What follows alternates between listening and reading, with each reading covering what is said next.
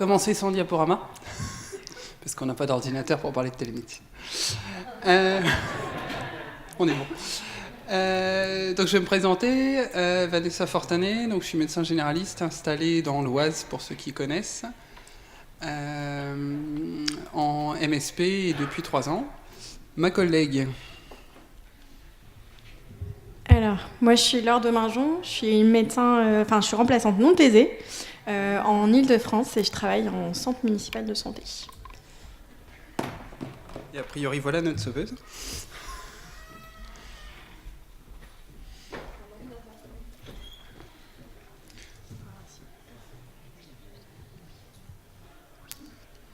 Non. Si. C'est un Mac, ça. Jamais ça marche pas. On a le même. Non, c'est un câble HDMI, t'as pas le port HDMI dessus. Non. Je vais chercher notre ordinateur. Bon, notre sauveuse ne nous sauve pas tout de suite, mais bientôt. Donc on va commencer, vu que c'est un café débat, on va vous faire bosser un minimum. Si on vous dit télémédecine, vous pensez à quoi? Donc c'est quel terme, quelle définition, quelle chose vous avez entendu et quel est a fortiori le rôle du médecin généraliste dans la télémédecine? La parole est à vous. N'ayez pas peur. Essentiellement, pour moi, c'est pour demander des avis, demander de l'aide, à des spécialistes où on n'a pas forcément des rendez-vous rapidement, pour lesquels on pourrait avoir par photo, par exemple, je pense à la dermato, mais aussi avoir des rendez-vous à distance pour les personnes qui sont très éloignées sur le territoire, avec une infirmière qui viendrait et qui ferait la vidéo avec l'aide et qui ferait les gestes que le médecin lui demande. Pour moi, c'est ces deux choses-là. Donc toi tu vois deux entités, a priori. C'est possible de passer les micros pour les questions? Les micros ils sont accrochés là.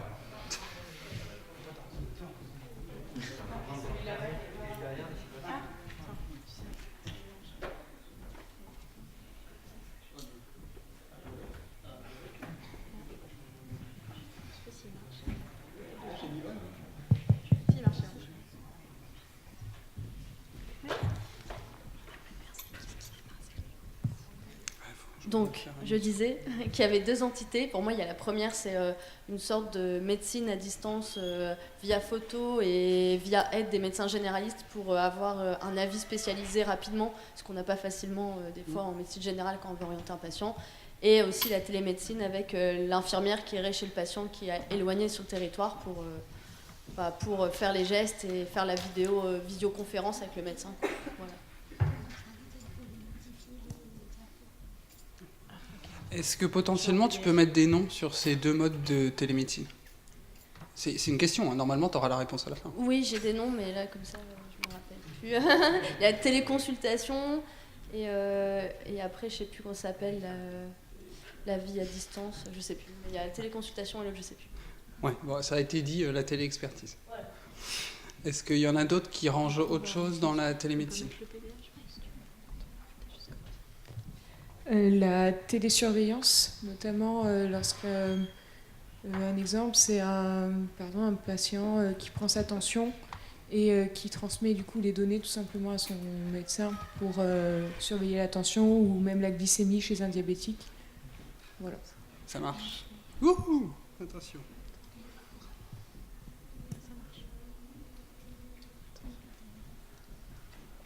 Donc ouais, est-ce qu'il y a... Alors ça, on est à 3 notions, donc téléconsultation, téléexpertise, télésurveillance.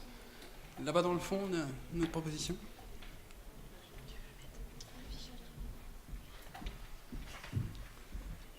Alors, je ne sais pas du tout si ça correspond à la même chose que ce qui a déjà été dit. Je sais qu'il y a une de mes prates, elle avait un ECG qui s'envoyait par téléphone et qui était renvoyé par Internet avec un avis d'un cardiologue. Je ne sais pas si ça rentre dans le... Au final, c'est un peu le télé-examen complémentaire. Téléexamen complémentaire. Ça marche. Avec avis, je sais pas. Ok. Wouhou, ça y est, on est branché. Ouais, tout ça, ça nous va. On va essayer de faire le tri après. Est-ce qu'il y en a d'autres qui ont d'autres idées, d'autres notions?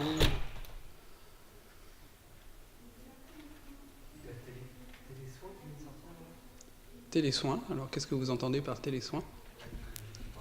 Je crois que c'est pour les pharmacies.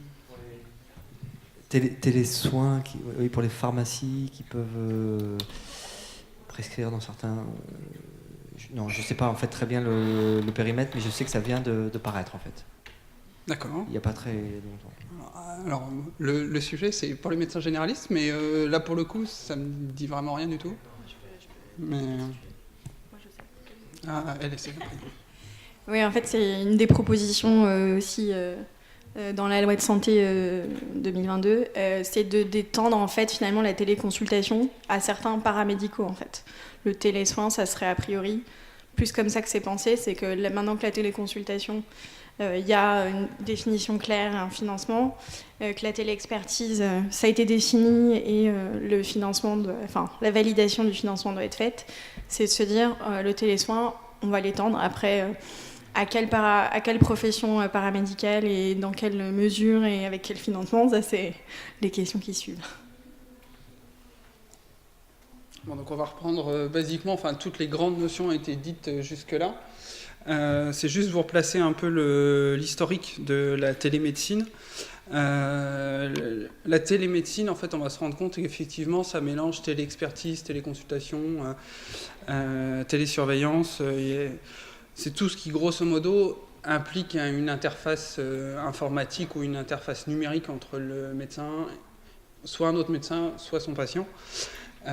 Potentiellement, on l'a fait depuis 50 ans. C'est le coup de téléphone à un ami. C'est la téléexpertise, mais bénévole. Donc c'est ça qui change beaucoup. C'est que maintenant, ça rentre dans le champ conventionnel. Donc ça a été inscrit donc, aux négociations conventionnelles depuis un an. Donc les syndicats représentatifs de la profession de médecin négocient avec la sécurité sociale pour que ce soit pris en charge et payé et que ça ait un tarif défini à l'avance. Donc les négociations conventionnelles ont commencé en janvier 2018 et la signature de l'avenant où tout le monde s'est mis d'accord donc en juin 2018. Et donc la mise en place des prix et des remboursements, surtout via la CPAM, ça a été mis donc pour la téléconsultation le 15 septembre 2018 et le tout beau tout neuf téléexpertise, donc depuis le début de la semaine, depuis lundi. Donc les définitions claires de la téléconsultation, donc ça a pour objet donc de permettre à un professionnel médical de donner une consultation à distance à un patient. Donc c'est bien la consultation, c'est un médecin plus un patient. Le patient peut être assisté d'un professionnel de santé, autre ou pas. Ça c'est pas une obligation. La téléexpertise, elle, a pour objet de permettre à un professionnel de solliciter un autre professionnel de santé. Donc là, on n'a plus besoin du patient. C'est là potentiellement qu'on peut ranger les ECG avec la télé-examen complémentaire. C'est un médecin généraliste ou un médecin X ou Y fait un électrocardiogramme. Je me suis dit, bon, il est vaguement normal, mais je ne suis pas sûr. Le patient repart.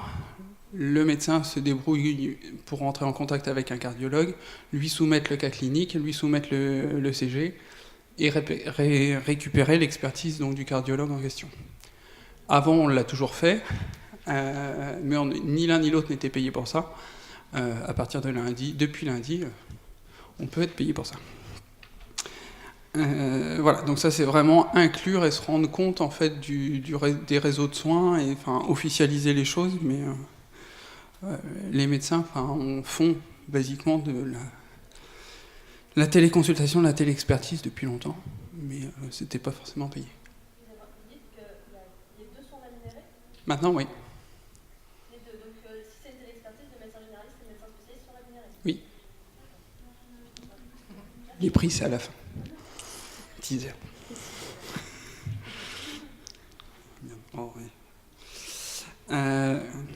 Oui, c'est ça. Donc, qui dit nouvelle pratique dit recommandation HAS. Le gros du sujet, c'était de savoir si on pouvait se permettre de faire la téléconsultation, la téléexpertise pour tout. L'HAS a décidé que oui. Que ce soit fièvre, que ce soit soins palliatifs, que ce soit de la gynéco, de l'ophtalmo, on peut tout faire par téléconsultation. Que c'est aux professionnels qui demandent la téléconsultation ou qui effectuent la téléconsultation, potentiellement selon son ressenti personnel, de mettre fin ou de refuser la téléconsultation. Mais dans l'absolu, les gens peuvent demander une téléconsultation pour tout et n'importe quoi. Donc la téléconsultation, donc c'est là vous avez le droit de poser des questions, de donner votre ressenti et d'imaginer le truc.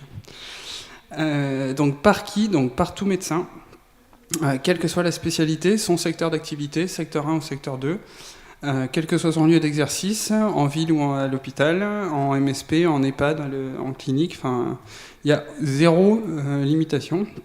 Elle est réalisable partout en France et dans les départements et régions d'outre-mer. À partir du moment où il y a un remboursement sécurité sociale, la sécurité sociale rembourse et prend en charge donc, ces actes-là. Comment ça se passe à distance pour la facturation à l'assurance maladie? Alors, si le médecin... Donc là, c'est là où il va falloir s'équiper un peu. C'est là où il va falloir s'équiper un peu. Là où il y a le lieu de téléconsultation, potentiellement, il y a un lecteur de carte. On peut prendre l'empreinte. Là, la solution pour l'instant qui est préconisée, c'est de faire, s'il y a un lecteur de carte en mode ce qu'on appelle dégradé, c'est-à-dire prendre le numéro de sécu et finir par envoyer une feuille de soins papier. Pour la téléconsultation, c'est classe.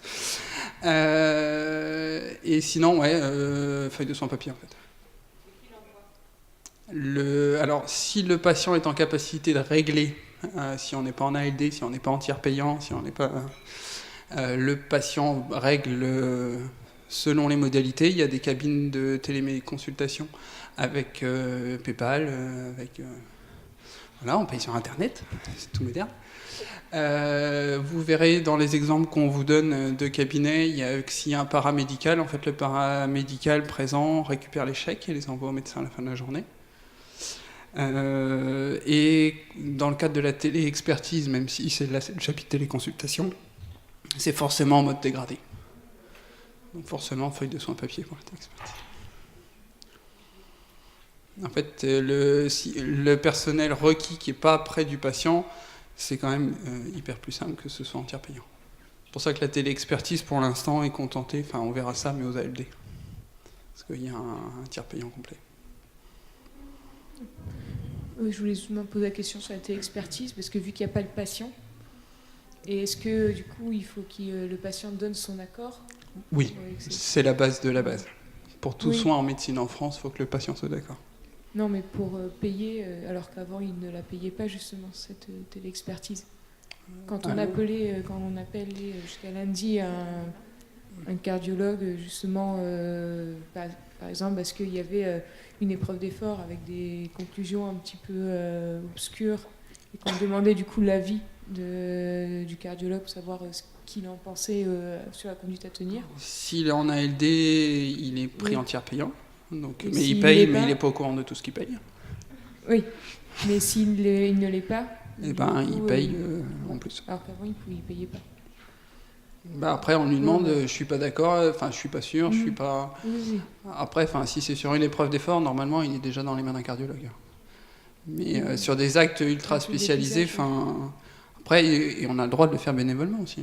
C'est pas une obligation. Mais si on me dit, je vais le demander, je ne sais pas si vous avez un mélanome, je vais poser la question à un dermato, ça vous coûtera 5 € de plus, en général, ils sont d'accord.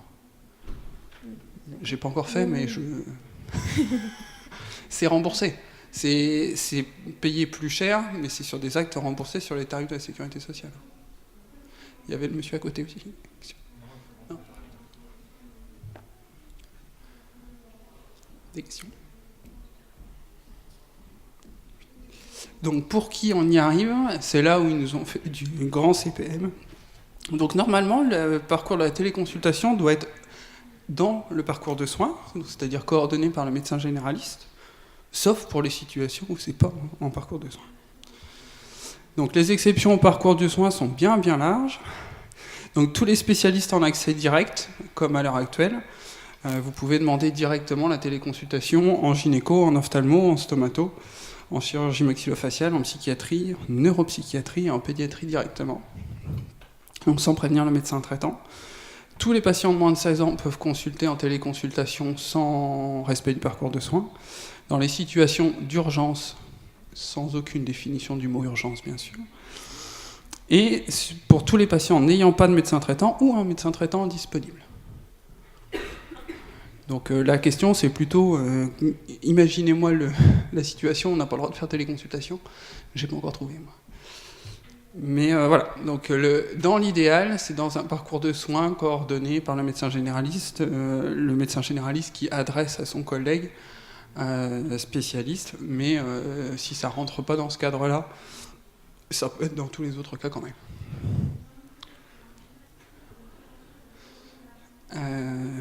Des questions, des imaginations, la téléconsultation en gynéco, ça vous met pas les cheveux sur la tête, vous?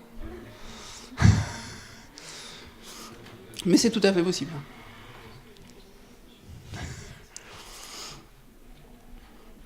Donc on va en arriver au matériel, parce qu'avant de faire de la téléconsultation en gynécologie, il faut un peu de matos. Donc pour le médecin téléconsultant, donc pas comme nous au départ, il faut un ordinateur. Pour que le médecin soit audible et compréhensible, il faut qu'il y ait un micro et du son. Un logiciel agréé avec des transmissions cryptées. On s'adresse à des données de santé, on s'adresse secret médical. C'est pas une conversation Skype. Il y a des logiciels qui sont faits pour ça, pour que tout ce que disent les patients soit respect du secret médical, bien sûr. Il faut que le médecin téléconsultant définisse des plages de consultation spécialisées qui qu'il utilise une messagerie sécurisée et pour faire plaisir à la Sécu, qu'il ait un accès au DMP du patient.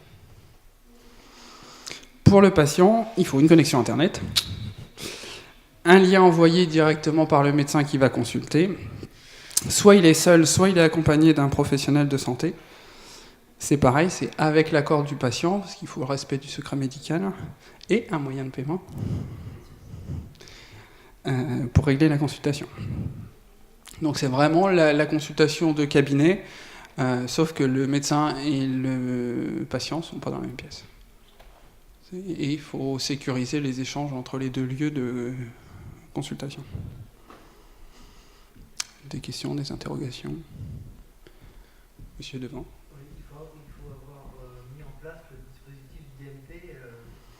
Alors, ce qui est recommandé pour la téléconsultation, c'est que le résultat de la consultation soit intégré au DMP du patient. Et accessoirement, si on veut avoir les antécédents exhaustifs, comprendre la maladie du patient, et s'il n'est pas en capacité de le donner, c'est mieux d'avoir accès au DMP, rempli et complété, pour qu'on connaisse le dossier du patient avant de le consulter. Donc voilà, un exemple concret, donc juste à côté de chez moi, dans l'Oise. Les habitants de Laigneville se sont vus ouvrir une salle de téléconsultation, qui sont en photo là. Donc il y a un joli... Je vais passer devant. Non, j'ai plus le micro. Donc les patients sont allongés sur une table de consultation. Il y a une infirmière en place qui est là et qui n'a pas voulu être prise en photo. Un chariot de téléconsultation. Donc vous voyez en haut... attends, j'ai un pointeur sur ce truc-là. Ouais. Une caméra. Donc le patient est filmé. Avant que la téléconsultation commence, donc l'infirmière demande au patient pourquoi il vient. Lui prend les constantes. Donc là, le monsieur il avait 12,8 de tension.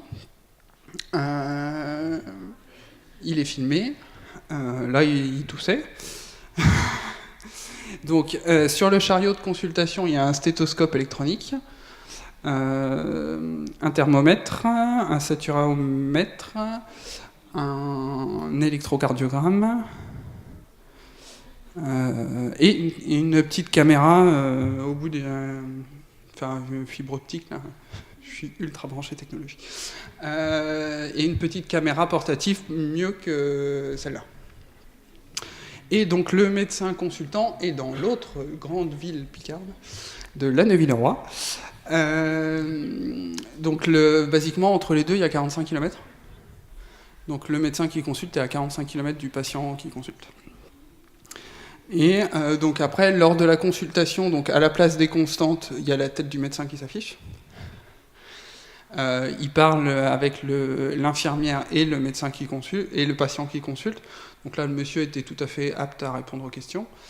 Donc il toussait, donc il a enlevé sa chemise. L'infirmière a pris le stéthoscope électronique, avait appris, a été formée à bien positionner, à bien informer le médecin de savoir où est-ce qu'elle posait le stéthoscope. Le médecin entend l'auscultation, voit les consultes et puis effectivement décide de son diagnostic. Il y avait 99% de saturation, des bonnes constantes, des machins. Tout ça, il avait la bronchite. Youpla. Voilà, grand diagnostic fait. Le patient donc met dans le lecteur, là il y a tout l'ordinateur qui est là avec un lecteur de carte vitale. Et là pour le coup ça se passe comme ça. Le patient fait un chèque de 25 €. J'ai tué le suspense. Et tous les chèques à la fin de la journée sont envoyés au médecin qui est à 45 km par la poste. Est-ce qu'il y a des études coût économiques? Parce que là, du coup, il y a une infirmière, un dispositif qui coûte cher. Est-ce qu'il y a eu une étude coût économique, sachant qu'il y a du matériel qui coûte cher, ça mobilise une infirmière en plus, le temps de consultation est peut-être légèrement écourté, mais on ne peut pas faire n'importe quelle consultation non plus. Donc est-ce que, juste savoir, même si ça répond à certains problèmes d'accessibilité, si pour la société ça a un intérêt en termes Alors là actuellement ce dispositif-là est dans le cadre d'une expérimentation URPS. Donc c'est l'URPS qui paye tout. Pour l'info, le joli petit chariot là, il coûte 15 000 €. Et les 3 heures de téléconsultation assurées par l'infirmière sont payées par l'URPS. C'est la grande question de la téléconsultation. Actuellement, ça n'existe pas un acte de téléconsultation pour l'infirmière, donc elle ne peut pas coter. Donc si ce n'est pas quelqu'un d'extérieur qui paye, l'infirmière a fait ça bénévolement, ce qui ne va pas être le cas. Je ne suis pas sûr que le temps de consultation soit écourté. Pas du tout. Ah oui, pas du La tout. consultation, là, elle a fait 25 minutes. Il faut brancher, il faut expliquer, il faut... le médecin, enfin l'auscultation, faut bien l'écouter quand on n'a pas le... Non, la consultation pour bronchite, c'était 25 minutes, là. Je suis un tout petit peu troublé. Parce que là, je vois du beau matériel qui coûte très cher. Oui. Mais dans le matériel que vous décriviez au départ, on avait besoin juste d'une connexion Internet, un ordinateur, un logiciel agréé. Et je suis d'autant plus troublé que tout à l'heure, j'ai assisté à un atelier où on nous vantait les mérites de la téléconsultation, où le patient avait un smartphone. Ouais. Alors là, je suis embêté, je ne comprends plus. Est-ce que vous pourriez me préciser? Alors, la vraie vie, c'est celle-là. Là, vous parlez de salle de télé. Voilà. Là, il y a du soin, là, il y a de l'examen. La téléconsultation, elle est tellement vaste que après, il y a des consultations qu'on fait tous les jours où on n'ausculte pas les patients. En psychiatrie, le saturomètre chez le psychiatre, il sert à rien. Enfin, j'ai tout cassé. Bon. Putain, c'est trop bon pour moi ça.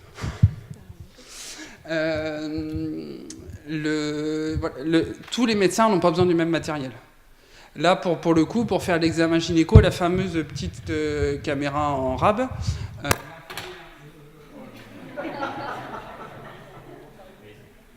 C'est l'animation comique du congrès. La télémédecine. Non, mais c'est pas grave, hein, je me penche en avant. Donc la gynéco, l'infirmière pose le spéculum et va mettre la caméra dans le spéculum. Enfin, c'est bon, on laisse tomber, on connaît le truc. En dermato, c'est pareil. La petite caméra en fibre optique, elle est hyper puissante. Et là, le médecin qui téléconsulte disait que l'image était 10 fois meilleure que sur celle qui était sur le chariot. Pour une consultation sur plaie chronique, et vraiment le rendu est bon. Ça dépend vraiment du médecin. Hein. C'est pareil, un ophtalmo, s'il n'y a pas le rétinographe et s'il n'y a pas le fond d'œil, je ne suis pas ophtalmo, mais je pense qu'en fonction de l'équipement, en fonction de la spécialité qui est devant, il n'y a pas du tout le même matériel. Mais... autant quand dans des zones où il n'y a vraiment pas de médecin, où les seules personnes soignantes qu'on arrive à avoir, c'est des infirmières, je perçois les enjeux, mais j'ai un petit peu plus de mal à comprendre le comment du pourquoi des consultations en ligne qui fleurissent actuellement, de téléconsultation, votre enfant a de la fièvre, vous voulez avoir un avis médical, et c'est remboursé comme ça. Enfin, ça me pose un peu plus de problèmes de coût pour le système de santé, de réponse à un problème qui n'a pas besoin d'être médical. Il n'y a pas besoin d'un médecin pour répondre à ça. Il n'y a pas besoin d'une consultation qui coûte... Alors, la grande question est là. Ils vendent ça comme le remède aux déserts médicaux. Je pense que c'est...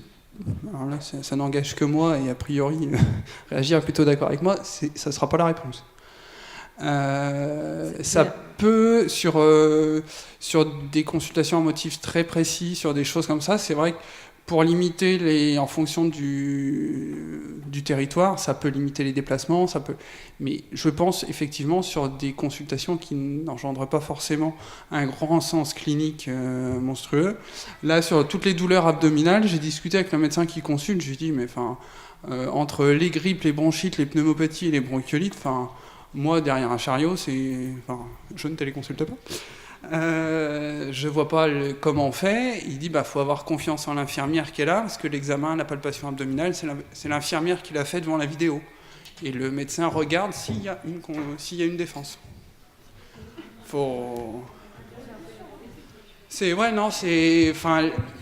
L'idée, on va y arriver. Je pense qu'effectivement, c'est les débuts. Merci.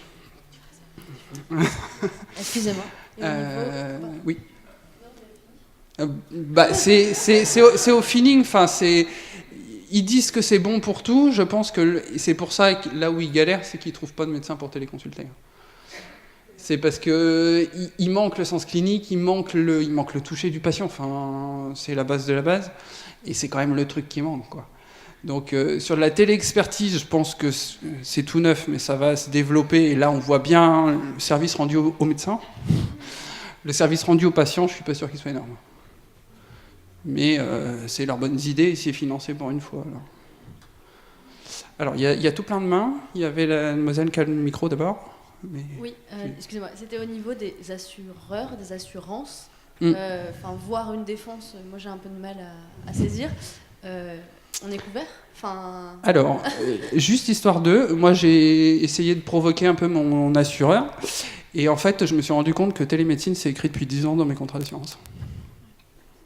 Donc lisez bien toutes les petites lignes. Je ne sais pas d'où ils l'ont sorti, mais je me suis rendu compte en début d'année, quand j'ai voulu le titiller et relire mon contrat, que en fait c'était déjà écrit. Et ma collègue...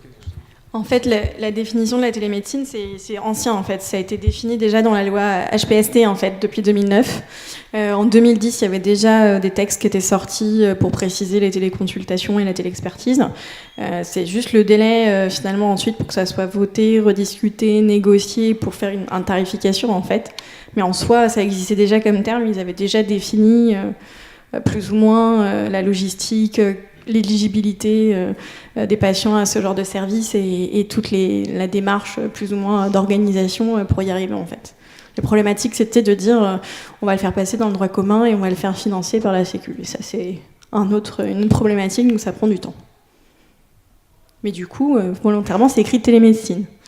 C'est pas très détaillé, c'est pas très expliqué, donc je sais pas vraiment ce que ça comprend vraiment comme prise en charge et comme couverture. Est-ce que la fameuse infirmière de pratique avancée peut avoir un rôle à jouer là-dedans, peut-être ? Alors, pour avoir participé à l'écriture du référentiel métier, c'est bien la seule chose qui n'est pas écrite dans leur métier, c'est télémédecine. Mais la question va se poser, mais pour l'instant, ça ne l'est pas. Il y avait des questions d'avant. Donc, quand on voit en fait ce qui est décrit donc, pour ce genre de consultation, c'est vrai que notamment avec la palpation abdominale, ça a l'air un peu curieux à premier abord. Après, je pense qu'il y a quand même un intérêt pour notamment tout ce qui est consultation de suivi. Par exemple, on instaure un traitement, au lieu de dire revenez dans 48 heures, ou alors pour, je pense aux patients aux personnes âgées qui habitent justement en campagne où il faut qu'on aille en visite pour les voir, on pourrait tout simplement s'il y a ce dispositif, que l'infirmière qui vient de base tous les matins pour les aider, etc. Pour l'instant, le gros problème à ça, c'est que l'infirmière, elle n'est pas payée, quoi. Donc on lui demande un passage de 25 minutes pour des que de dire. Non, oui, mais c'était plutôt pour faire justement toute une consultation. Par exemple, on met un patient des diurétiques, puisqu'il y a une décompensation cardiaque, etc. En soi, ce qu'on veut juste vérifier 2 jours après, c'est qu'il ne fasse pas d'hypotension et qu'il ait perdu quand même un peu de poids. Ouais, la question 100 000 $, sans mauvais jeu de mots, c'est que l'infirmière, elle passe, elle n'est pas payée, et la cotation, la prise de tension n'est pas une cotation infirmière. Oui, non, mais si on enlève ce problème, justement, la rémunération de l'infirmière, qui est quand même un gros point noir pour l'instant, qui n'a pas été...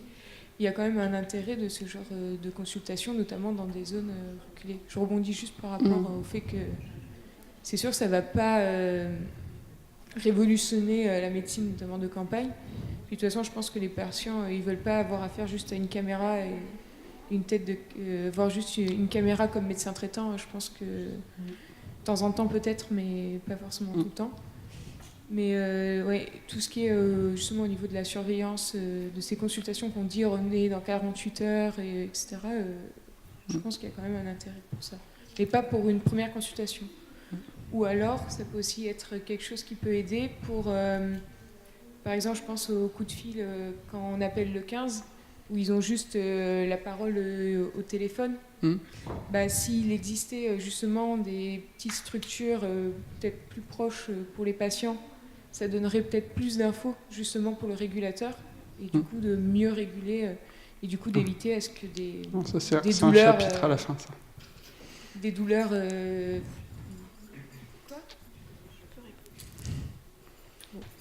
Voilà. En soi, la téléconsultation, dans les recommandations HS et les fiches qu'ils ont pu faire en fait, pour la téléconsultation et la téléexpertise, ça existe déjà. Pour la téléconsultation, ils mettent quand même que c'est au médecin de déterminer si le motif permet une téléconsultation, et parce que toute téléconsultation qui nécessiterait un examen physique approfondi est évidemment pas éligible à la téléconsultation. Alors le problème, c'est... comment on réussit à avoir les informations qu'il faut avant pour déterminer s'il y a possibilité ou pas d'une téléconsultation, s'il y a ou pas du personnel présent qui peut plus ou moins regarder le patient avant. Et encore, l'autre problématique, c'est de savoir si on a aussi confiance dans la capacité du professionnel de santé. Parce qu'il y a aussi marqué que si un professionnel de santé, c'est dans ses compétences, c'est l'examen clinique dans la limite de ses compétences. Donc il y aura aussi la question de savoir jusqu'où les compétences des autres professionnels de santé pour faire une téléconsultation. Et après, normalement, mais on vous a dit que les exceptions de parcours, finalement, c'était assez facile d'en trouver parce que le médecin traitant, il n'est pas forcément disponible tout le temps pour les soins non programmés. Techniquement, le patient doit être connu par le médecin, doit être connu par le médecin et doit avoir été examiné depuis moins de 12 mois. Ça fait partie des critères de base. Sauf urgence, sauf médecin traitant pas disponible, ou dans la limite, voilà. Mais techniquement, il y a des petits critères qui sont mis en place. Après, on sait que dans le quotidien, on va très facilement les exclure. Bonjour, alors moi je ne suis pas interne, je travaille pour un département. Je voudrais revenir juste sur ces fameuses exceptions. Parce que moi ça m'interpelle quand même, on dit que c'est cadré, mais en fait avec les exceptions, moi je suis dans un désert médical, donc pour moi je vois tout de suite la dernière petite ligne là c'est l'espoir pour moi, sauf que de votre point de vue, si j'ai bien compris, en fait un médecin de Montpellier il va pas répondre comme ça à un patient de Chartres par exemple, puisqu'il ne l'a pas vu. Techniquement non, c'est pas fait pour ça. Il le connaît pas. Pour ça, ça va être un médecin qui doit être dans les environs. Normalement, c'est comme ça. C'est soit le médecin traitant du patient qui fait de la téléconsultation. Encore une fois, il y a marqué hors situation d'urgence, etc. Moi, je vois pas comment on peut vraiment appliquer la téléconsultation aux soins non programmés, sauf si tout le monde commence à avoir des plages de soins non programmés en téléconsultation. Parce qu'on dit bien que ça doit être étiqueté avec des consultations dédiées à la téléconsultation, finalement. Donc non, l'objectif de la téléconsultation, pour l'instant, c'est pas demander à un médecin de Montpellier d'examiner un patient à travers l'écran qui est à Chartres, oui. Mais c'est dans la périphérie. Alors après, à quelle distance, je ne sais pas, mais parce pas Montpellier. Là, le pas de médecin traitant, pour nous, ça représente un pourcentage de population qui est plus important. Ouais. Et même si on essaye d'élargir un petit peu le territoire de recrutement, entre guillemets, d'un point de vue, je sais pas, même éthique, c'est quelqu'un que vous ne connaissez pas. Est-ce que du coup, ça ne va pas à l'encontre de ce pourquoi la téléconsultation est faite ? Si, mais ceux qui en ont besoin, c'est ceux qu'on aimerait bien qu'on n'ait pas besoin.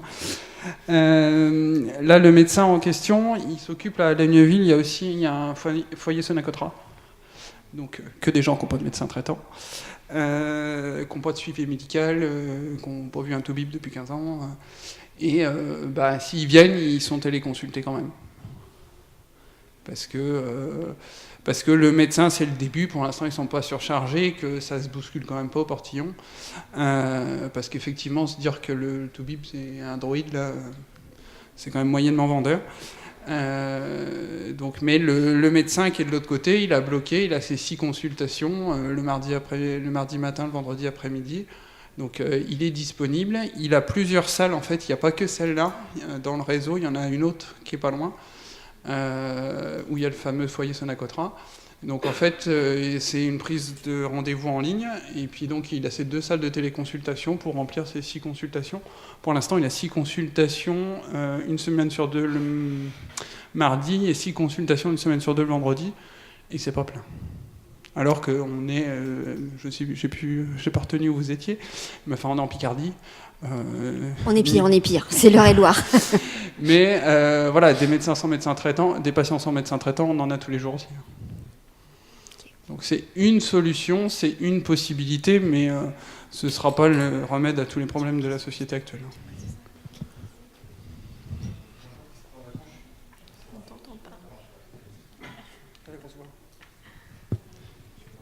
Généraliste, à Angers. Je suis un peu pétrifié par ce dont on parle là. Je suis venu parce que je connaissais rien à ça. Ça m'inquiète un peu. Ma question très générale, elle est à quoi ça répond ? Et une de mes intuitions, c'est que peut-être on a la technologie, alors on le fait, mais je ne sais pas à quoi ça répond. Et pour vous faire part de quelques inquiétudes, mais je vais essayer d'être bref, la première que je vois, c'est que si ça répond à un problème d'inégalité d'accès aux soins, par exemple territorial, vu le matériel qu'il faut, je pense que, la précarité étant une de mes questions de cœur, les patients les plus précaires n'auront toujours pas accès aux soins, comme ils n'ont pas accès aux soins en général, enfin comme ils ont moins accès aux soins que le reste de la population. Pour le reste, je m'interroge sur les effets que ça va avoir. Vous l'avez dit tout à l'heure, on a face à soi un droïde là, quand on est patient. Qu'est-ce que ça a comme effet sur le lien ? Le soin, c'est aussi une part de lien humain et de lien de face à face. Donc je m'interroge là-dessus. Et puis on parle d'une société dans laquelle on est dans le zapping assez fréquemment, et donc quand nous on va avoir nos plannings surchargés, quelqu'un qui va être un peu inquiet, un peu plus que les autres, va aller téléconsulter un médecin qu'il ne connaît pas, et où est la place de pivot pour laquelle on milite parfois dans la filière de médecine générale. Et puis juste du coup, 2 réflexions sur la place de domestique de l'infirmière, c'est-à-dire vraiment les infirmières qui peuvent prétendre, je crois, à une valorisation de leurs compétences. Là, on les retrouve. D'accord, elles ont le droit de palper un ventre, super, mais mal. Et jouer avec le stéthoscope. Voilà, non mais... Enfin, vers quoi on va là-dessus ? Les infirmières, c'est pas leur travail de faire ça, je trouve, mais bon, ok. Et puis, une dernière chose que je vais vous dire à ce sujet, c'est la question de la dévalorisation de l'acte en médecine générale, mais ça vient avec ce que j'ai dit tout à l'heure. On a eu des levées de boucliers sur le tiers payant généralisé à un moment en disant ça va dévaloriser l'acte. Mais là, la téléconsultation telle qu'on nous la présente, elle dévalorise vachement l'acte de médecine générale fait au cabinet dans le lien humain. Donc ça m'interroge. Alors, les objectifs, normalement, pour avoir lancé la télémédecine et notamment la téléconsultation, c'était pour répondre au vieillissement de la population, aux inégalités d'accès aux soins. Globalement, c'était ça les idées. Après, j'ai pas vu de grands discours ni de grandes explications en quoi c'était vraiment novateur et vraiment comment ça s'appliquer dans la vie de tous les jours. Je pense que si on nous avait posé la question, il y aurait eu la téléconsultation ne serait pas encore sortie, parce que clairement, on a tous les mêmes craintes et je ne vois pas bien. Enfin, c'est vrai que dans certains textes, on voit que la téléconsultation à la base c'était pondu pour pouvoir voir son médecin traitant. Sauf que si le médecin traitant, il n'a déjà pas le temps de vous voir dans le cabinet, bon, au-delà de ceux qui ne peuvent pas se déplacer, dont il faut faire des visites à domicile, ok, ça là-dessus, on peut peut-être gagner un peu de temps. Mais pour les autres, vu qu'on n'a déjà pas le temps, je vois pas bien comment on va réussir à mettre des créneaux de téléconsultation pour voir des patients qu'on ne connaît pas. Dans le texte, il y a marqué que la durée de la téléconsultation, elle doit être compatible au fait qu'il y a une relation médecin-patient qui s'établisse. Quelle est la durée ? Il dit bien qu'il faut qu'on ait le temps d'avoir fait un interrogatoire détaillé, blablabla, etc. Du coup, une téléconsultation au prix d'une consultation de médecine générale qui dure 45 minutes, 1 heure, parce qu'on ne peut pas examiner le patient en direct et qu'on ne peut pas faire les deux en même temps, parce qu'on ne peut pas à la fois parler au patient et demander à l'infirmière de lui mettre le stéthoscope et d'écouter. Donc, en pratique... Alors après, pour rebondir, moi j'ai un autre exemple, c'est la téléconsultation en EHPAD. Un EHPAD à Cholet où en fait ils n'ont pas assez de médecins généralistes, bon ça c'est pas nouveau, mais du coup en fait 70% des résidents sont vus par le médecin coordinateur, qui est obligé d'être le médecin traitant de 70% des patients, et les 30% sont effectués par un autre médecin généraliste qui a 35 ou 30 km. Et donc pour les consultations où c'est vraiment que des renouvellements d'ordonnances ou des petites choses, il les fait en téléconsultation. Il y a donc une salle dédiée avec une infirmière de l'EHPAD, parce que la problématique c'est qu'il se rendait sur place, il ne trouvait pas l'infirmière, il ne trouvait pas le dossier, et il devait examiner le patient dans sa chambre avec toutes les affaires du patient, et du coup c'était compliqué, et en plus il y avait le déplacement à faire. Donc la chose qui s'était mise en place, c'est de dire on fait la téléconsultation pour certains actes, on les met dans la salle dédiée avec l'infirmière, qui est donc déjà salariée et payée pour être dans la structure. Elle prend le patient, elle le déshabille, c'est une salle neutre. L'infirmière, elle connaît le patient, donc elle peut dire, voilà, monsieur un tel, il dort bien, il dort pas bien, il mange pas. Les traitements, ça passe pas. Et il y a un logiciel partagé, qui fait que le logiciel du cabinet et le logiciel de l'EHPAD, c'est le même. Donc il y a une visibilité en direct qui voit le patient. Il voit aussi la dernière ordonnance, le dossier, et il peut cliquer sur la dernière bio, les examens complémentaires et le dossier complet du patient. Voilà, mais il les a déjà vus. C'est le médecin traitant. Et puis il ne fait pas toutes les consultations en téléconsultation. Mais c'est vrai que ça permet de fluidifier un peu, notamment les renouvellements d'ordonnances. Et il y a une communication avec la pharmacie interne aussi de l'EHPAD. Donc là, pour le coup, je pense que c'est un exemple où ça fait quand même gagner du temps. C'est des choses où on n'est pas forcément obligé d'être là pour examiner le patient. Ça, c'est possible. Après, de l'étendre et de le mettre partout parce que ça y est, il y a un financement, je suis d'accord avec vous, c'est pas adapté. Mais là, au jour d'aujourd'hui, nous, on peut faire des propositions, hein, mais on n'est pas décideur, malheureusement. Donc l'objectif, c'est de se faire entendre, mais il y a beaucoup de sujets en ce moment et celui-là n'est pas le principal sujet d'intéressement pour l'instant du gouvernement. Bonjour, je suis interne en médecine générale. Aussi pour rebondir sur l'intervention précédente, aujourd'hui une consultation classique, si on schématise, on fait un interrogatoire, un examen clinique, une prescription, et en téléconsultation on propose interrogatoire, prescription. Dans le sens où ça pourrait dévaloriser l'acte de l'examen clinique. Aujourd'hui, c'est un peu le ressenti qu'on a. Est-ce qu'on ne peut pas espérer avoir au contraire une valorisation de l'examen clinique dans le futur grâce à la téléconsultation, dans le sens où les patients chercheront à avoir une vraie consultation en présentiel avec un médecin en face, avec l'examen clinique qui pourra, je sais pas, imaginons augmenter le prix de la consultation, où la téléconsultation serait à 25 € et notre vraie consultation avec examen clinique pourrait être revalorisée dans ce sens-là. Et aussi, est-ce que on pourrait pas, avec la télé, est-ce que c'est dans l'idée que la téléconsultation puisse libérer un temps présentiel, le temps des consultations qui prennent plus de temps en pratique, dans le sens où on a juste besoin d'un conseil médical où l'examen clinique ne va pas être réalisé et dégagera du temps, du coup, aux praticiens pour consulter plus. Et est-ce que les patients qui n'auront pas besoin vraiment d'examen clinique consulteront plus des plateformes, par exemple, de télémédecine qui existent, vous pensez, et libéreront du temps aux médecins sur place? pour voir d'autres types de consultations? 2 réponses. Il va falloir créer un observatoire d'observation de la téléconsultation. Ça, c'est la première. Et 2, le tout, c'est une question d'organisation. Le problème, c'est que si on bloque 20 minutes et qu'on se retrouve avec un téléconseil de 2 minutes, je vois pas où est-ce que le temps il sera gagné, quoi. Le problème, c'est qu'on peut pas savoir. Enfin, vous voyez tous les jours. Vous ouvrez la porte, vous savez pas ce qu'ils vous vont demander. Ils vont arriver. Oh, ça va aller super vite, docteur. Oui, j'ai envie d'arrêter de fumer. Vas-y pour la consultation rapide. Oh oui, non, 2-3, on a passé 20 minutes à parler de l'arrière-petit-fils qui a fait son premier caca au pot. Et puis, ah oui, au fait, je vous ai pas dit, mais moi, quand je tousse, je crasse du sang. C'était juste après avoir fait la carte vitale et commencer à lui ouvrir la porte, quoi. Le problème, il est là, c'est qu'on n'a pas du tout la même lecture que les patients de la téléconsultation. Les gens, là, moi, je suis resté 2h30 dans la salle de téléconsultation. Après ce monsieur-là, c'était un petit garçon pour l'examen systématique des 9 mois, quoi. Et ça lui posait absolument aucun souci. Enfin, au père, il va être vu, il va être pesé, il va être mesuré. C'est tout pareil, quoi. Il voit pas l'intérêt, il voit pas. Maintenant, est-ce que c'était pas mes patients? Je le connais pas, je sais pas quelle relation il avait avec le médecin en place du village. Je sais pas. Est-ce que moi j'y vais, je fais des gousi-gousi, et que je les porte et que ça, moi je suis incapable de le faire par téléconsultation, mais il y a des gens, pour eux, l'examen systématique du 9e mois, c'est juste savoir si leur gamin il fait 62 ou 63 cm, quoi. Et ils ne voient pas l'intérêt de la consultation. Et ces gens-là, en fait, ils vont consulter le télémédecin parce que, à mon avis, il y a un effet de nouveauté. Et c'est disponible. C'est vraiment... les gens, je pense qu'ils, pour l'instant, ils viennent chercher de la consultation rapide. Je vais sur Internet, je trouve j'ai un rendez-vous dans 3 quarts d'heure. Ça colle avant que j'aille au ciné ou que je regarde le match de foot.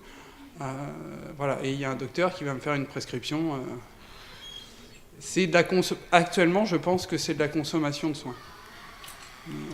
Ça, c'est mon point de vue. Et du coup, est-ce que vous palpez un peu l'enthousiasme général des médecins généralistes vis-à-vis des téléconsultations? C'est plutôt, par exemple, dans la salle, est-ce que vous pensez qu'un jour vous téléconsulterez ou pas, à main levée comme ça? Oui. Globalement, pour te dire, la plupart des médecins ne savent pas ce que c'est que la télémédecine et la téléconsultation. On en parle, il y a du grand débat, mais au final, dans le fond, dans l'action, on ne sait pas trop. Et le peu qu'on a comme information, comme monsieur, ça inquiète plus que ça ne stimule et plus qu'il y a des gens motivés qui se disent « Oh, chouette, encore un autre truc ». Les gens ne sont pas aussi motivés que les patients. Après, encore une fois, à la base, c'est pondu pour le patient qui ne peut pas se déplacer ou le patient qui n'a pas de médecin traitant. Encore une fois, pour l'instant, les gens qui viennent parce que c'est nouveau et qui s'y intéressent un peu, c'est plutôt des gens qui consomment du soin, si on peut en trouver des gens comme ça, plutôt que des patients qui en ont vraiment besoin. Et utiliser la téléconsultation comme un moyen d'appâter les gens, pour une consultation physique, je ne sais pas trop si ça marcherait, vu qu'à la base, c'est toujours pondu pour des gens qui n'ont pas accès au médecin. Et puis, si on avait beaucoup de temps pour voir des patients en plus, ça se saurait. Pour l'instant, c'est pas le cas. Et pour répondre à ta question, j'ai pas répondu pour l'infirmière. Je suis d'accord avec toi. On a créé des infirmières de pratique avancée, c'est bien. C'est une acquisition pour eux. Après, je pense qu'il faudrait de base revaloriser leur métier. On est d'accord. Leur permettre de base dans leurs compétences d'infirmière de reconnaître tout ce qu'elles font déjà. Et éventuellement, ce qu'on peut proposer au gouvernement, c'est de mettre les assistants médicaux dans ces trucs-là. Ils veulent nous pondre des assistants médicaux. On peut aussi imaginer qu'on double le pourcentage d'assistants médicaux et on les met dans les cabines de téléconsultation. Alors, on va faire ultra vite, parce qu'il nous reste 3 minutes. C'était ça la nouveauté. Oui. Alors, oui, mais on va avoir des questions, ça avance plus le bazar. Bon, la diapo d'après, c'est les cotations. De toute façon, on a déjà vendu la réponse. La téléconsultation, pour qu'elle ne soit pas sous-évaluée et qu'elle soit réalisée par les médecins généralistes, parce qu'ils essayent quand même de motiver un peu les généralistes qui ne sont pas spécialement motivés. Elle est cotée comme la consultation. Donc téléconsultation du généraliste, c'est TCG et ça vaut 25 €. Les majorations enfants sont applicables pour tout. Les cotations, ce que vous mettez derrière le G est tout à fait applicable aux téléconsultations. Pour les médecins de secteur 2 ou les spécialistes ayant signé le contrat d'accès aux soins, la téléconsultation est au même prix de la consultation, donc c'est toujours à G, à 23 €. Si vous adressez votre patient en téléconsultation à un cardiologue, il prendra 2 C, donc 2 TC, à 46 €, comme il le fait actuellement. Voilà, donc en fait l'acte et la valeur de la téléconsultation est exactement au même prix que la consultation standard physique à l'heure actuelle, que ce soit chez le généraliste ou chez le spécialiste. Alors on va faire très très vite. Je passe la parole à Laure sur la téléexpertise. Donc la téléexpertise, par qui? En gros, tout médecin peut être téléexpert, même un médecin généraliste. Pour qui? Donc c'est pour l'instant limité aux patients en ALD, atteints de maladies rares ou qui résident dans des zones sous-denses, dès qu'ils n'ont pas de médecin traitant ou des difficultés à en consulter rapidement, en gros quasiment toute la France. Ceux qui sont donc du coup en EHPAD ou dans des structures médico-sociales et les détenus. La téléexpertise, la définition, il y avait déjà un truc qui existait avant de téléexpertise, c'était l'échange entre médecins traitants chez les patients qui entraient ou qui changeaient d'EHPAD. Ça existait déjà, c'était déjà coté, ça faisait déjà partie de ce qu'ils appellent la téléexpertise, qui est en fait un téléavis. Et c'était le seul qui était financé. Ensuite, il y a 2 niveaux. Il y a le niveau 1 de la téléexpertise. Ça, en gros, c'est plus... Il n'y a pas besoin de connaître le patient pour répondre à la question. C'est une question simple.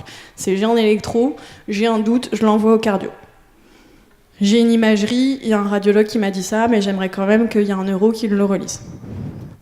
En gros, c'est ça. Ou j'ai un traitement, j'ai fait des dosages du traitement, par exemple, et je ne sais pas trop quoi en faire, j'appelle un collègue et finalement, sans connaître vraiment la situation, le connaître personnellement, il peut quand même résoudre la problématique de la question.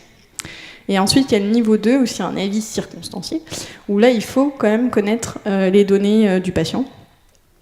Dans ces cas-là, il faut demander au patient s'il est d'accord, pour la téléexpertise comme pour la téléconsultation. Il y a un consentement libre et éclairé, voire ils vous disent plutôt écrit si possible. Ensuite, on envoie les données et le motif aux médecins spécialistes ou autres médecins à qui on va demander un téléavis, à qui on envoie ensuite les examens et de nouveau les données actuelles éventuellement d'un examen clinique récent. Et ensuite, il revient vers nous, soit juste un message ou par messagerie sécurisée, soit éventuellement lors de la consultation avec le patient pour donner son avis sur une prise en charge éventuelle, par exemple une adaptation de traitement anti-épileptique où il a vu l'imagerie et il pense qu'il faut un traitement par infiltration dans une pathologie du genou ou des choses comme ça. Bon, bien sûr, comme pour la téléconsultation, il faut former les gens à la téléexpertise, avoir les logiciels agréés avec protection des données, respect RPGD, tout ça, bien sûr. Et puis, bien sûr, ensuite, qu'il y ait des comptes rendus, des traces écrites de tous les échanges. Un compte rendu au praticien, donc du coup, qui demande, au praticien qui fait l'avis, au médecin traitant si éventuellement il n'est pas dans la boucle, aux patients et à tous les médecins ou praticiens de santé qui le patient veut qu'on transmette ces données. Et le DMP, bien sûr. La cotation, du coup, je vous disais la téléexpertise dossier traitant qui existait déjà, qui, elle, cotait à 15 €. Le niveau 1, du coup, le médecin requérant, il touche 5 € pour faire la demande, et celui qui donne la réponse, 12 €, sachant qu'il y a un maximum facturable de 4 actes pour le même patient et le même téléexpert. Pour le niveau 2, médecin requérant, 10 €, médecin expert, 20 €, et maximum facturable, c'est 2 actes par an pour le même patient et le même téléexpert. Et donc, bien sûr, les 2 niveaux sont cumulables, donc ça fait un maximum de 6 actes par an pour un patient. Est-ce qu'il y a des questions? Oui. Du coup, j'enchaîne un peu. Ouais. Je suis interne en médecine générale en premier semestre. D'abord, une petite remarque pour rebondir. Moi, j'ai eu un peu peur tout à l'heure quand ils ont parlé de CARE quand même. Enfin, je sais pas, ça faisait... Ça faisait... C'est quand même très Amazon, Tinder, je choisis un médecin traitant, enfin moi j'ai eu très peur. Enfin, Ouais, mais malheureusement, avec tous les nouveaux trucs pour trouver des rendez-vous avec les médecins traitants, des patients qui font Tinder et qui zappent, il y en a. Hein. Après, heureusement, c'est pas la majorité de nos patients, mais il y en a. Ensuite, niveau 1, niveau 2, c'est quoi En fait, ils ont défini des niveaux de téléexpertise. Niveau 1, c'est tu demandes un avis à un spécialiste ou à un autre médecin avec juste une question simple, où finalement, il n'a pas besoin de connaître le patient. C'est, bon, à la limite, tu lui envoies l'électro, tu dis c'est un patient jeune sportif de 15 ans qui fait du foot. Et tu lui envoies l'électro, tu dis j'ai un doute sur un PR un peu long ou je sais pas quoi. Et voilà. Et il n'a pas besoin de connaître vraiment toutes les données du patient, il va pas te demander ses examens complémentaires, ses bios, ses machins. D'accord ? Et par contre, dans le téléavis niveau 2, c'est vraiment un avis circonstancié, c'est-à-dire qu'il faut qu'il connaisse le contexte du patient, ou éventuellement, il faut que ça soit un de ses patients. À ce moment-là, il faut que tu lui envoies quand même, comme quand tu fais tes courriers normalement et que tu les adresses à un spécialiste, un interrogatoire avec les antécédents médicaux, le contexte de la maladie éventuellement, les examens complémentaires que tu as à ta disposition, parce que tu veux un avis qui est quand même plus compliqué à donner et pour lequel il a besoin de quand même beaucoup plus d'infos, et notamment éventuellement d'examens cliniques ou d'examens complémentaires pour pouvoir répondre à ta question. Donc forcément, c'est pas le même coût. Et ma question de base, c'était, on a un ressenti des patients? Sur la téléexpertise ? Ouais, la téléexpertise, en fait... Pardon, téléconsultation. Ah, la téléconsultation ? Je sais pas, moi perso, j'ai pas posé la question à mes patients. Après, les derniers, ils avaient entre 0 et 6 ans, donc ils répondent pas trop à cette question. À hauteur de mes 2h30 passées dans la salle d'attente et dans la salle de téléconsultation, ils sont plutôt contents, mais on est clairement dans de la consommation de soins. Ils avaient envie d'un Toubib le mercredi après-midi, l'heure ne passait pas, et ils en ont trop rien, quoi. C'est à hauteur de 2h30 dans une salle d'attente. Ça vaut pas plus que ça, mais... Et pour l'instant, je pense que pour ceux qui sont au courant qu'il y a la téléconsultation, ils pensent que comme beaucoup de choses, c'est tout beau, tout rose, et c'est une super nouvelle idée. Et après, dans la pratique, quand ils verront comment on est disponible, et qui est disponible, et dans quelles limites, ils déchanteront, quoi. Je suis désolée, ça va être la dernière question. C'est un sujet qui est très riche et qui est très intéressant, mais on va être limité en temps, donc dernière... C'est bon ? Alors, une dernière question. Oui, ça.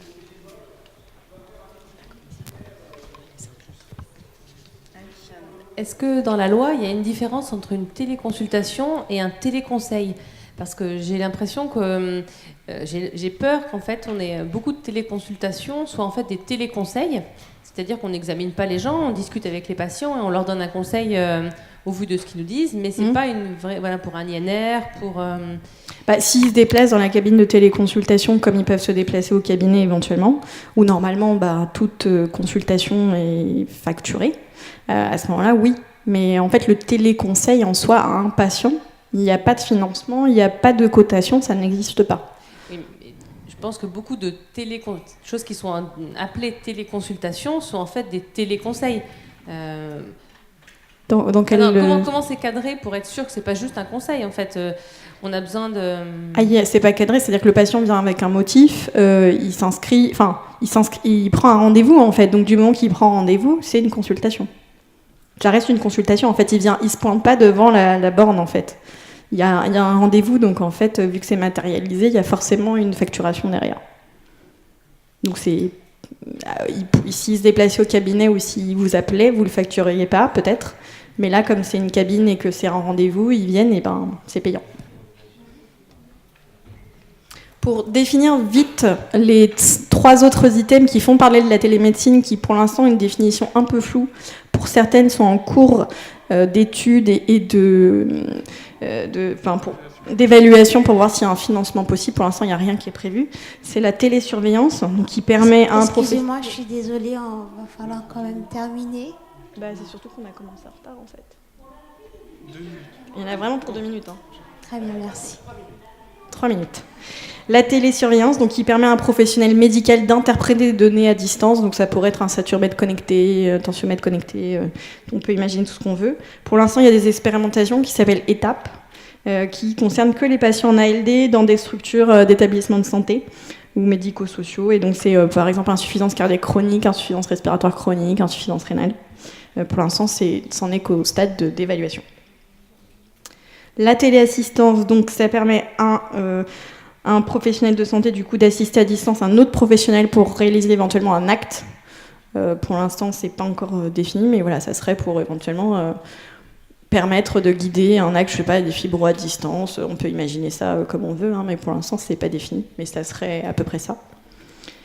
La régulation téléphonique, du coup, ça c'est ce qu'on connaît déjà, c'est le SAMU, c'est le 15, où il y a un médecin qui fait un diagnostic par téléphone et ensuite qui oriente le patient au mieux de ce qu'il sait qui pourrait être pertinent pour le patient et aussi de ce qui est disponible sur le territoire.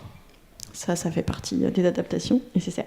Et il y a éventuellement aussi le téléconseil, mais voilà, ça pour l'instant c'est que sur ces structures-là, que sur le 15 ou les pompiers, et après c'est pas facturé, quoi. Voilà une petite diapo qui récapitule notre présentation. Un peu de biblio, en gros l'ARS, le site du gouvernement et l'HAS, et notre site aussi, où on n'avait pas oublié une minute sur la télémédecine. Et voilà, je vous laisse méditer sur cette conclusion.